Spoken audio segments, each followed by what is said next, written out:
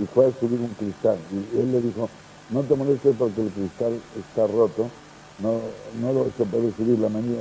Que no, pero inténtalo. Dijo, no, si ya le he llevado 3 o 4 talleres y no me lo pueden arreglar. Y dijo, oye, no importa, tú inténtalo que se va a arreglar. Entonces él cogió así y el cristal se dio. Sí. Eso puede ser. Sí, claro que puede ser porque es una energía bien controlada y bien dirigida. Entonces tiene poder sobre cualquier materia, sea la que sea. Entonces si está controlada puede ser, claro que sí. Bueno, pero aquel artefacto a lo mejor lo que estaba es no enganchado tal, sino roto alguna cosa. Pero canalizó la energía, la rotura en aquel momento desapareció y el cristal subió. ¿Tú has hecho o has sido autora de algún hecho semejante a este? Bueno, yo como este no, yo O era... parecido, vamos. Bueno, yo como este no, sí que puedo decir de que realmente en todas las catástrofes últimas que han habido, pues he sido una de las primeras en que he dado nota, digamos, a los distintos comités culturales, diplomáticos, etcétera, que unos me han hecho caso y otros no, pero bueno, lo he hecho. Aparte de esas cosas que puedo decirte de que sí, que detalles y anécdotas, y como haciendo el Ouija, que yo ahora aprovecho que estoy aquí para decir que es muy peligroso y que no juegue la gente, cosa que todo el mundo juega porque juega y no se debe jugar. Yo he hecho Ouija bastante. Porque es muy peligroso. Sí, Pues yo creo que no jueguen a la Ouija a menos que una persona que sepa muy bien cómo funciona, si no mejor que no lo hagan. Por razón de Ouija, tengo unos amigos, entonces vino unos entes que cuando aparecen los entes tienes que saber sacarlos, si no se quedan ahí y pueden dar bastantes trastornos psíquicos al público que está allí, a la gente que no conoce el tema.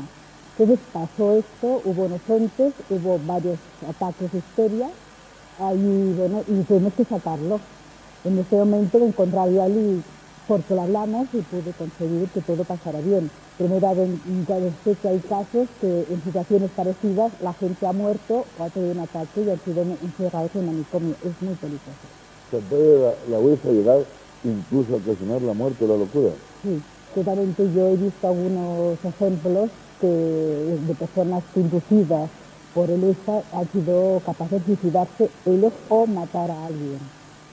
¿Y tú crees que la Ouija es producto de unas fuerzas de los presentes o que hay comunicación con otros seres que no están ahí?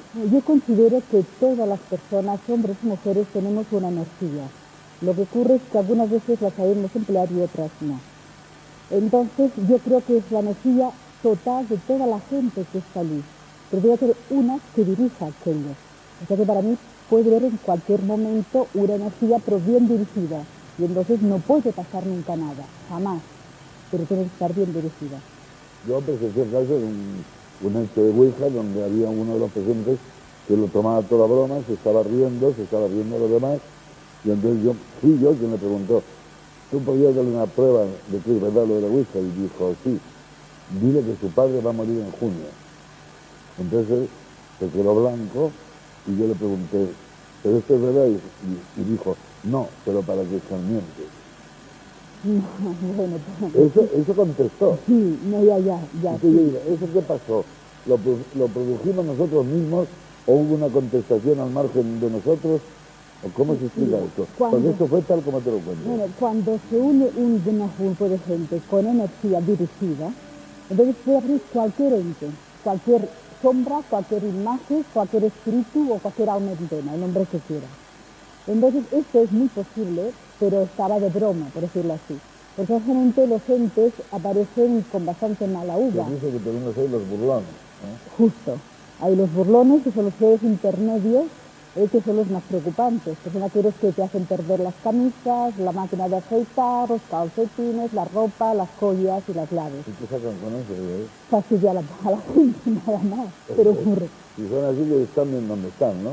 Ya, pero si hay que saber hablar con ellos, tratarlos. ¿Y no pueden oír ahora? Claro, está entre nosotros estos seres, están siempre con nosotros. Era una broma, no he dicho nada, ¿eh? No, están entre nosotros. Y no son peligrosos, son molestos a veces, pero peligrosos no. ¿Tú crees en el vampirismo? Sí, claro que sí. Pero ojo, vampirismo es una enfermedad. Ojo, que hacemos por ahí. No es el conde Drácula que habla la gente porque no es eso.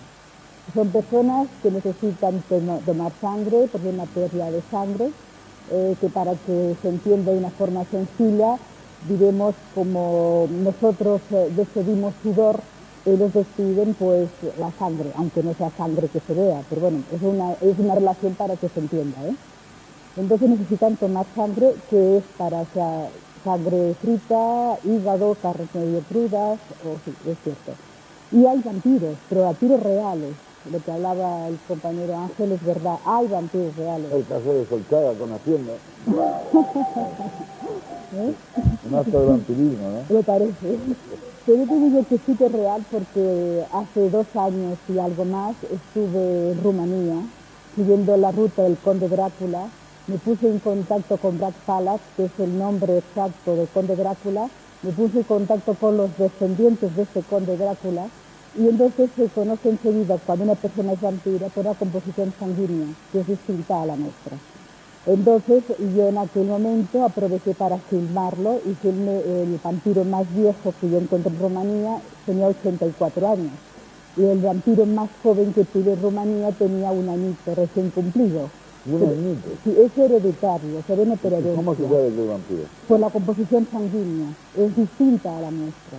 Si una persona tiene la idea de que lo es, porque tiene estas dependencias, puede ser una analítica en cualquier hospital que se lo miren, y entonces sale distinto analítica de otra persona como tú, como yo, como los que estemos Bueno, la aquí. sangre se compone de hematíes, leucocitos, Es, plaquetas. es distinta composición, no es la misma. Yo te diría que hay a veces un mayor número de leucocitos y menor de hematíes, o al revés. Hay una descompensación a veces. Hay más cantidad. ¿Sí? Ah, o sea, precisamente la mayoría de cantidad de esa descompensación es lo que produce el vampirismo. En algunos casos sí, o en la mayoría de los casos. Muy bien. Y entonces también hay los vampiros físicos, que ya ha hablado Ángel, y también el vampiro no muerto, que este existe. Yo no puedo decir... ¿Cómo es el vampiro no muerto? Bueno, yo entonces diría, pero digo, esto yo tampoco lo he visto, porque realmente los que yo fui son descendientes del conde Drácula. O sea, Pero el conde Drácula es una figura literaria, ¿no? sí, pero es que existió, pero con otro nombre, Brad Falak. Creo que no era conde, es príncipe, más que conde. Es Blas Petres, sí. Blas Dracul. El príncipe de la Láctea. Sí. Pues era, o sea, era una persona que quería muchísimo a los rumanos, puso como una frontera entre Turquía y Rumanía, pidió, digamos, impuestos para cruzarlo, y cuando se negaron a hacerlo los turcos, pues es cuando los empaló, para irse a empalar todos.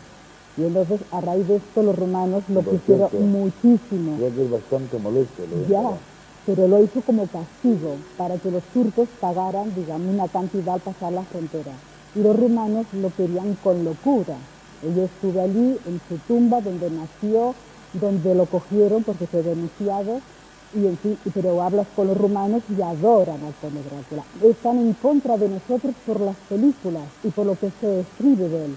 Pero al verdadero Black Puppet le adoran de verdad, lo quieren Que muchísimo. fue un gran benefactor. Eso mismo, sí, justo. Bien, vamos a ver también ahora otro poquito con José Castel Pérez y que nos diga, ustedes han fabricado estos modelos, este modelo sobre el que ustedes están sentados, ¿es un ataúd? Sí, por supuesto, es un ataúd, como otro. Bueno, como otro, Bueno, partiendo del ataúd base, hemos hecho pues un sofá. ¿y esto lo tiene alguien en su casa? No, de momento no. Esto en un principio, Divina Aurora tenía que exponer en la feria de Girona y lo hicimos un poco como reclamo publicitario. A partir de ahí, pues, ha habido toda esta movida. La gente es morbosa también en materia de estas cosas. Hay Sí, morbo. lo que en esto. pasa, sí, hay Hay morbo. gente que viven con el ataúd en su casa. Sí, lo que pasa es que es un tema que yo desconozco un poco, ¿no? Estoy un poco aparte del tema que están tratando los compañeros. Bueno, este Y- tema no es unilateral, no es mono, como dice, no, es diverso, así que podemos hablar de eso, vampirismo, brujería y sobre esto. No, pero quiero decir que no es un tema que yo entiendo demasiado. Sí que es verdad que hay gente que en sus casas pues tiene su ataúd, pero de hecho gente directa no conozco. Después seguiremos hablando contigo, nos darás más detalles de todo esto, pero hemos llegado al momento de darles otro de nuestros consejos publicitarios. No se marchen, jefe de producción de una empresa de ataúdes que se llama Divina Aurora. ¿Quién le puso este nombre? Es un nombre muy esperanzador, ¿no? Pues esto viene del año 49. La verdad es que no sé, y en ese tiempo, pues la verdad, no sé por qué se pondría ese nombre. Imagino que Pero, sería un poco... en tu caso, ¿viene de tus padres, abuelos, el negocio? Bueno, la empresa nos es una cooperativa, la cual también pasa un poco de padres a hijos, ¿no? En mi caso es así también. Y bueno, dueños somos todos, ¿no? Oye, ¿habéis fabricado ataúdes para gente popular, famosa? Pues sí, la verdad es que lamentablemente los famosos también se mueren. Sí, Y, no fallan nunca. y bueno, pues Antonio Machín, que el ataúd era de Divina Aurora, Fernando Martín, como más reciente, y bueno, el profesor Tierno Gabán también. Oye, las mujeres, los gays y los hombres tienen gustos extraños a la hora de elegir. Bueno, sí, hay los que más gustos diferentes tienen, ¿no? En este tema, pues sí, es la gente gay, pero de normal aún está un poco esto muy atado, ¿no? Pienso, La gente gay, ¿qué tipo de ataúd quiere? ¿Cómo son? ¿O qué colores? ¿O de qué manera? bueno, le gustan las cosas un poco finas, que no muy recargadas, y colores claros, por supuesto. De negro nada. Me han dicho que en Estados Unidos se están haciendo ataúdes con música. Sí, que Bueno, lleva una especie de transistor para que el pobre muerto no, eso se puede... entretenga de alguna manera. La verdad que puede ser ya no para muerte, ¿no? Será pues para darle un ambiente al velatorio, No me refiero al tiempo, no. Al ataúd que lleva una especie de sí, transistor. al ataúd, pero quiero decir que eso me imagino que no se le va, cuando esté en el cementerio no se lo van a enchufar. Eso me imagino que va a ser cuando esté el velatorio, pues poner una música un poco así. No, pero parece ser que no, que cuando lo dejan solito, lo dejan con música. Bueno, la verdad es que no sé nada. Lo que sí que sé es que se le terminaron las pilas, ¿no? Hombre, claro, pero un momento. Y decir, ¿cuál es el ataúd más caro que habéis fabricado? Bueno, como más caro, los ataúdes tienen unos precios un poco desorbitados y hay de todos. Depende, porque ahí va todo ligado lo que es el servicio en lo que es el ataúd, ¿no? O sea, que no se pone precio al ataúd en concreto, sino que es todo servicio de... ¿Tú eres casado? Sí, sí. Y cuando te casaste, tu novia sabía cuál era tu Sí, claro. profesión. ¿Tuviste algún problema con eso o no? No, hombre, no. No es que parece que la gente da un poco tiene como tabú. Pero que tú tienes una funeraria o que tú trabajas en ataúdes, que eso puede ser. No, la verdad es que siempre lleva un poco el tema, cuando te reúnes con los amigos al cachondeo, ¿no? Siempre te sacan un poquito el tema del trabajo. Pero bueno, hay que tener claro que es un trabajo como otro. O sea, Por supuesto, no, quiero decir que es un mueble. La verdad que nosotros estamos trabajando y en ningún momento pensamos lo que va dentro. O sea, Además, si no existierais vosotros, fíjate, se veían en el suelo los pobres. no, la verdad que nosotros trabajamos porque la gente se muere. No la gente se muere porque nosotros trabajamos.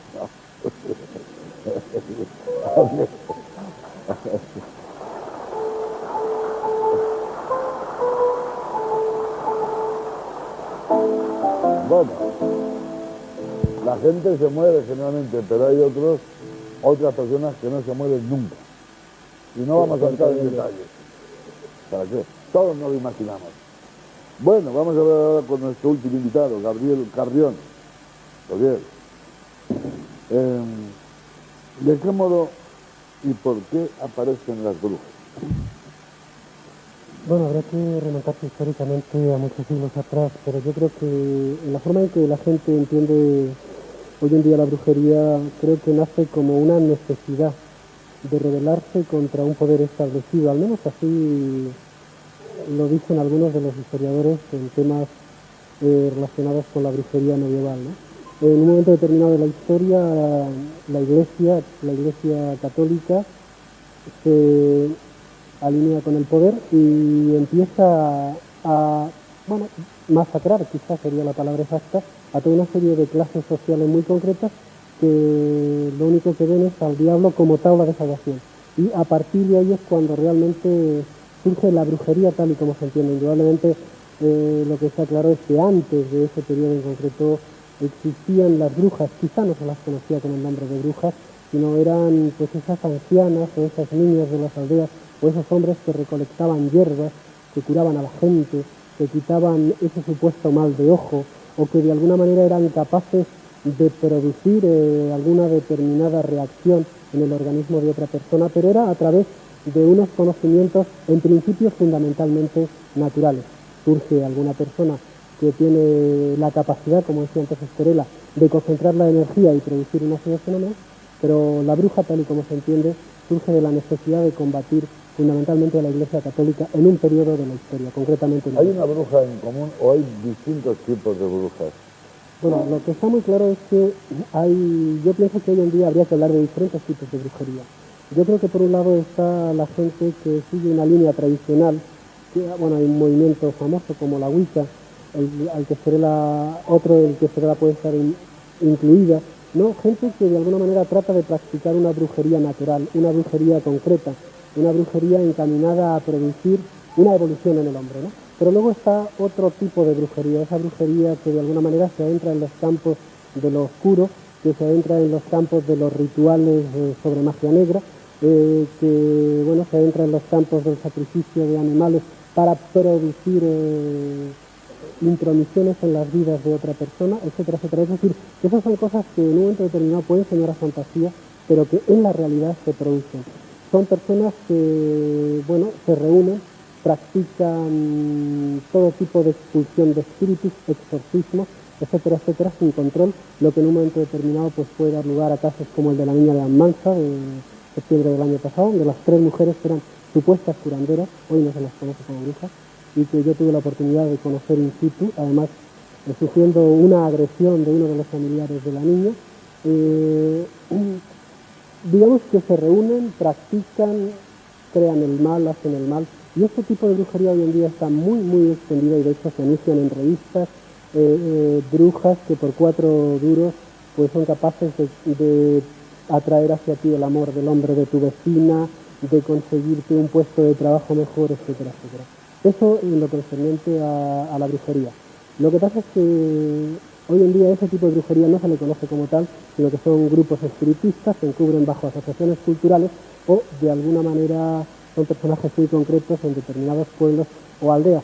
Pero ya no es el ambiente rural de antes. Hoy en día quizá la bruja se encubre en las paredes de las grandes ciudades. Y de igual manera que existe la magia negra y la magia blanca, existe la brujería blanca y la brujería negra. Sí, yo creo que de alguna manera he contestado un poco antes, ¿no? Hacer esa definición de la bruja que sigue una línea natural, que lo que pretende es adentrarse en los campos del naturismo, de la curación de enfermedades a través de hierbas, incluso a través de la canalización de determinadas energías y, por supuesto, a través de adentrarse en algunos campos, ¿por qué no?, de las mancias, ¿no?, quiromancia, cartomancia, etcétera, etcétera, y tratar de rebuscar en sí mismos y, por supuesto, en los demás, utilizando pues toda esa serie de técnicas como una vía de conocimiento. Y luego, por supuesto, están las otras, las que se dedican al sacrificio de animales, inclusive al sacrificio de niños, etcétera. Gordon, parece ser que querías hacer una pregunta antes, una puntualización para que la gente supiese lo que es el vampirismo psíquico. ¿Cuál es el? El vampirismo psíquico, que nos hemos quedado en el paréntesis sin poder explicar exactamente. Hemos dicho que era absorber la energía, pero más que nada es por los casos que yo tengo, en estos casos de lo que son matrimonios, gente que vive en pareja y que tiene el problema de que cuando se levanta por las mañanas, uno de los cónyuges está más cansado de lo normal. Entonces esto se puede atribuir a muchísimas cosas. Pero en el momento, por ejemplo, de los 100 y pico casos que tengo, que se separan de cama, en vez de dormir en la misma cama conyugal, los separamos de cama, no pasa el mismo problema que pasaba anteriormente, algo hemos conseguido. A veces no es suficiente en separarlos de cama y los que tienen que inclusive dormir en habitaciones separadas. que en estos momentos hay matrimonios que viven así, porque se dan cuenta de los resultados. O sea, ya no estamos hablando de una manía psíquica o de una sugestión puramente dicha, sino que realmente hay uno de los cónyuges que le absorbe la energía durante el sueño al otro. Entonces, simplemente quería puntualizar que en muchos casos, mucha gente... Y esa absorción es provocada de una forma involuntaria. Es que el vampiro psíquico, la mayoría es inconsciente. El consciente, este es el peligroso, pero la mayoría es inconsciente. Entonces, cualquier persona que nos esté oyendo ahora, o viendo, se habrá encontrado en situaciones en que va a una fiesta, va a un lugar, eso lo he contado muchas veces, y va estupendamente. Y de golpe y porrazo se está al lado, sentado, de una persona, de un sujeto, y se encuentra abatido, de golpe. Es cuestión de minutos. Abatido, agotado, cansado. Entonces, claro, lo que menos puede atribuirles es que un sujeto que esté a su lado le pueda absorber la energía. La atribuye pues a que le ha sentado mal la cena, etcétera, etcétera, ¿no? ¿Y a qué se puede atribuir? Eso se lo preguntaría a cualquiera de ustedes, porque yo no lo sé. Ese caso que sea que llegas a un sitio, una fiesta, una reunión, un cumpleaños, y de pronto hay una persona que te cae muy mal, y a partir de ese instante tú estás incómodo, inquieto, Ese es el magnetismo que te se llama. sientes mal. Hay un magnetismo personal, que es la típica cosa que entra una persona por un bar, por ejemplo, y dices, este me cae gordo y este me cae muy bien. Y no los conoces nada, ninguno de los dos. Hay una especie de atracción, o todo lo contrario. Si uno hubiera ponerse físicamente enfermo, mal, Y violento. completamente mal. Te tienes que marchar, o te pones mal cuerpo. Eso es el magnetismo personal que se llama. Que está muy relacionado con los astros y con cada signo zodiacal de cada uno y la energía determinada de cada uno. Que unos determinados signos se llevan peor con otros signos y según también la posición de los astros influye mucho en este tipo de relaciones también.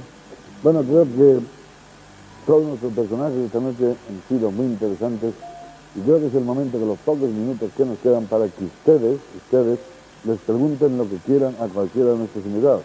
Supongo que les sugerirán preguntas. Hay un joven que levanta la mano, rápidamente el micrófono y la cámara. ¿A quién le quiere preguntar? Me gustaría dirigirme al segundo caballero que hay por esa parte. Me gustaría preguntarle si usted viene en una cama normal y corriente o en un ataúd. En una cama normal y corriente. Allí hay otro joven que también quiere preguntar. ¿Su nombre? Al segundo por la derecha, le quería preguntar, Sí, yo te lo digo. Su nombre es Rafael Pinto. bueno, por la Rafael Pinto. Le quería preguntar que si habitualmente usted va vestido así por la calle o solo en ocasiones especiales. Gracias.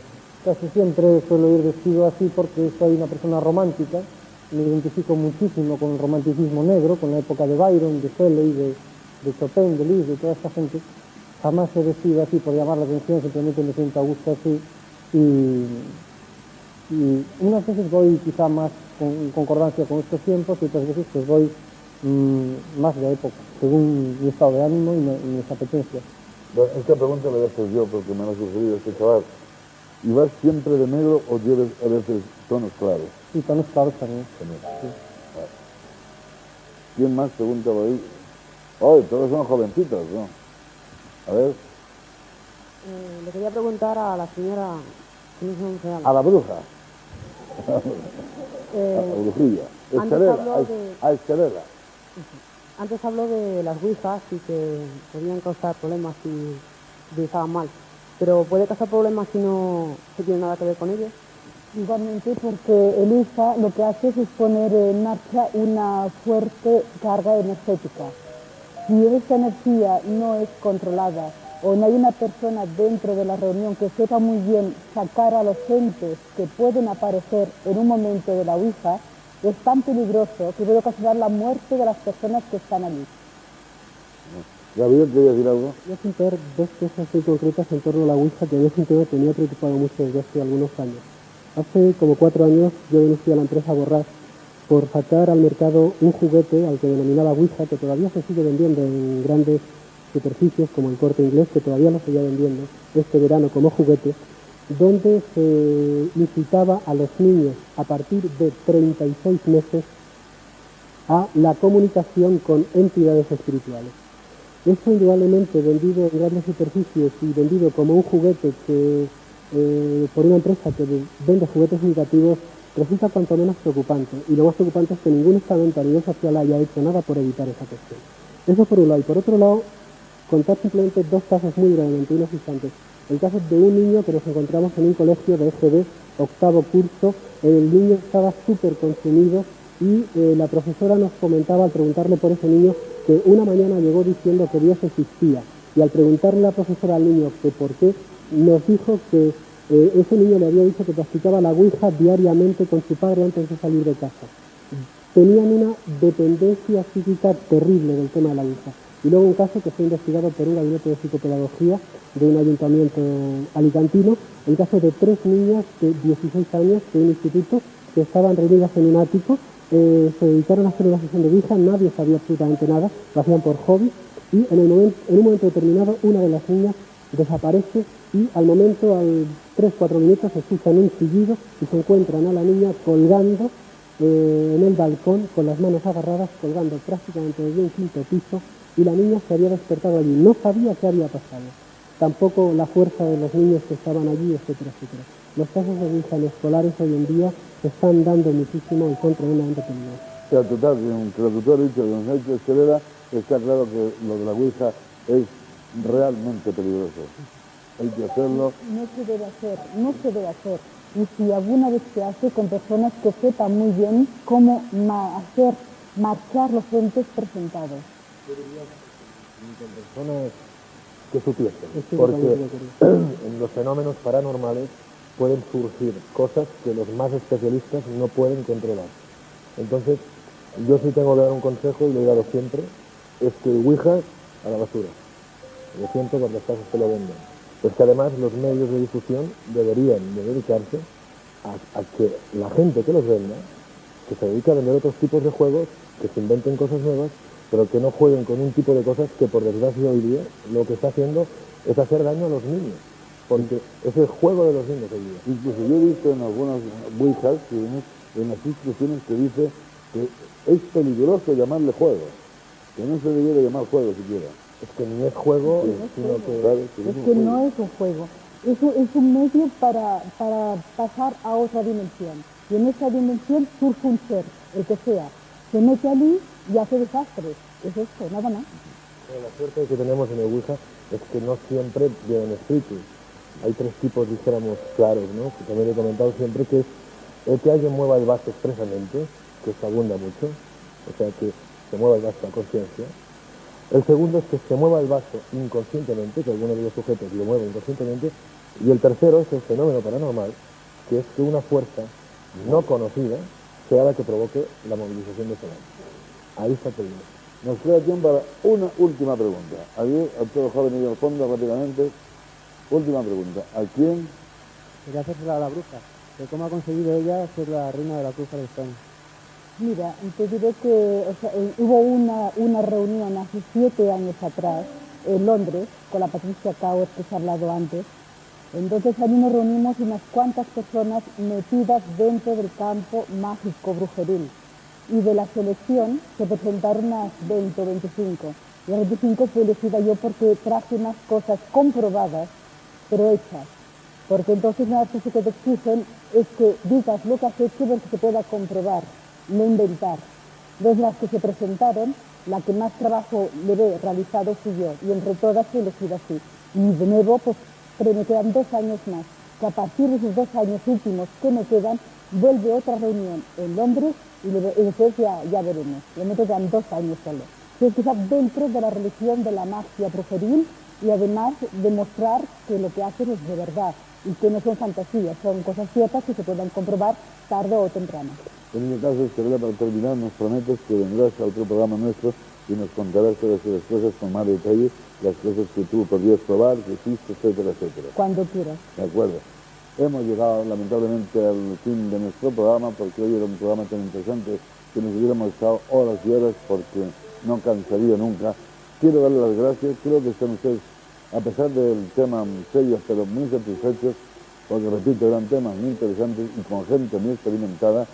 A ustedes que siguen en sus casas, y estoy seguro que nos han seguido con mucha atención, y naturalmente le doy las gracias en primer lugar a Ramón Gaibar Batiste por haber llegado hasta nosotros, por habernos comentado muchas cosas de su intimidad que yo notaba que le costaba trabajo, pero que era imprescindible que nos contara, porque, repito, son muy sugerentes y muy interesantes, por lo cual yo para él sí que pido un gran aplauso.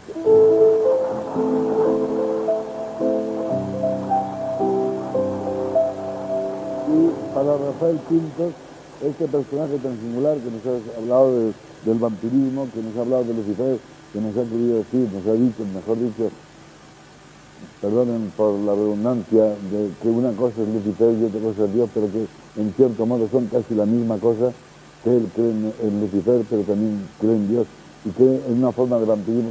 Tiene una visión especial y una especial forma de ver la vida, que para mí es muy interesante, por lo cual también pido un gran aplauso para él.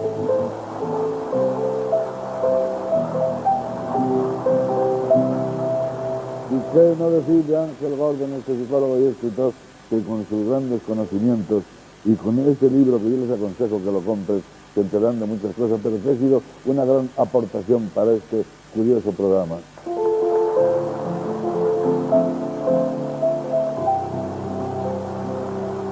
Y claro, qué no decir de Ana María Cintas, Estrella, esta guapísima bruja española, reina de las brujas, que también nos ha dado una nota muy interesante de color, de curiosidad, de cosas sobre lo que es el mundo de la brujería, y por lo cual yo te diría, si pudiera, un beso y un aplauso.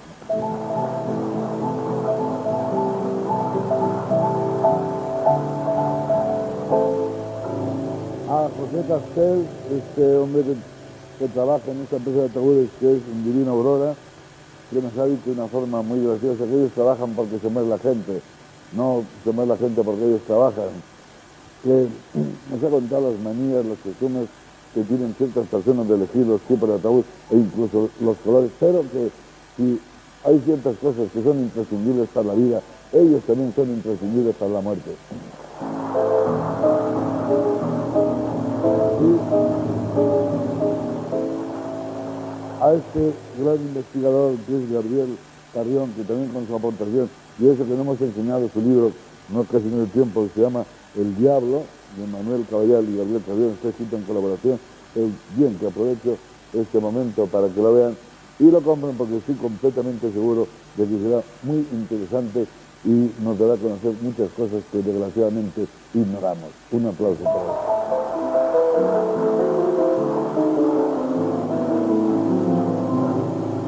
Y es lo que digo yo, unas veces sí, otras veces no, unas para aquí, otras para acá, pom, cualquier vaina, es igual.